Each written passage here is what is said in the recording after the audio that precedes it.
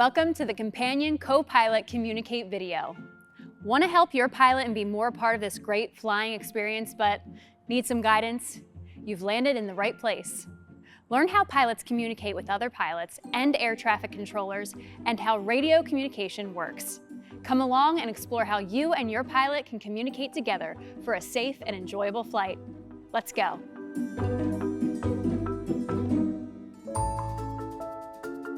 If you've flown as a companion for some time, you've probably heard people talking over the radio. Effective radio communication helps pilots communicate with air traffic control and each other to report their aircraft's position on an airport or in the air using standardized phraseology. For example, your pilot may need to obtain an ATC clearance to take off or land at an airport. At airports without a control tower, your pilot will announce your aircraft's position on the airport's Common Traffic Advisory frequency, called CTAF. Now, let's locate the radios and review how to use them.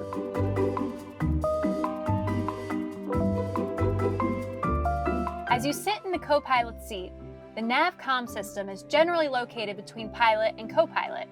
That makes it easy for a pilot or co-pilot to tune communication frequencies using round knobs and push buttons. Have your pilot show you how to find communication frequencies on an electronic flight bag's aeronautical chart. Depending on how many radios the aircraft has, your pilot will likely tune 2 or more frequencies using the flip-flop push buttons to activate one frequency and put the other in standby mode.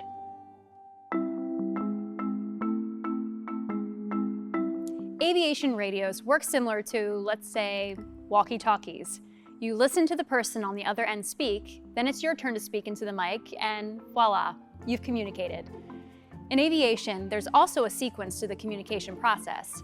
It's called the 4 W's of communication that establish who you're calling, who you are, where you are, and what you want.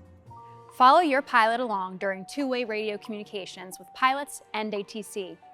At first, it may seem a very rapid exchange of abbreviated words, but after a while, you'll get the picture. The important thing is to not step on someone's transmission. So, your pilot will listen before keying the mic, and if anything is unclear, your pilot will ask for clarification.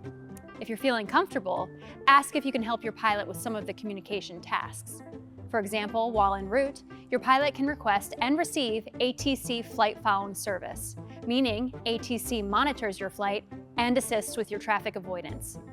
As your flight progresses, controllers may issue a frequency change and hand your flight off to another controller. Under your pilot's supervision, write down the frequency and tune the radio. And don't forget to push the flip-flop button to activate the frequency. If you're feeling brave, you can also learn to talk on the radio. For example, you may begin by announcing your aircraft's position in the traffic pattern, and eventually work your way up to talking to ATC. Let's talk about communication tools to see and avoid other aircraft.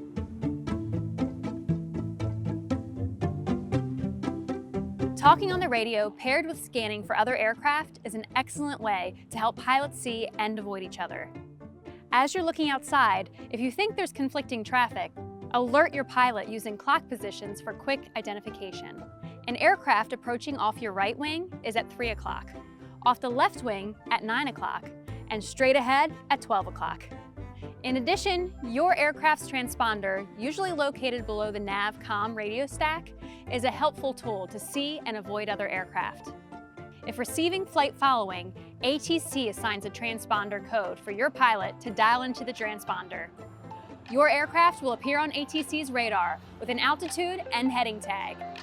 This helps ATC keep sight of your location and alert your pilot and others of traffic conflicts. That's it. You're now cleared to communicate.